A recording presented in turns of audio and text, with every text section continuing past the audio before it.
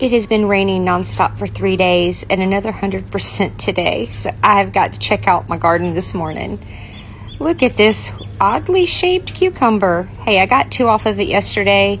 It's the competition with these dang pickle worms. I beat those suckers for now. But then I start picking through and look, and there's just too many eggs to just squish on the plant. So I am pruning back my cucumber once again because there are so many eggs. So what do you do when it's nonstop rain? How do you treat for these? What do you guys do? I have no idea how to treat these with us having so much rain.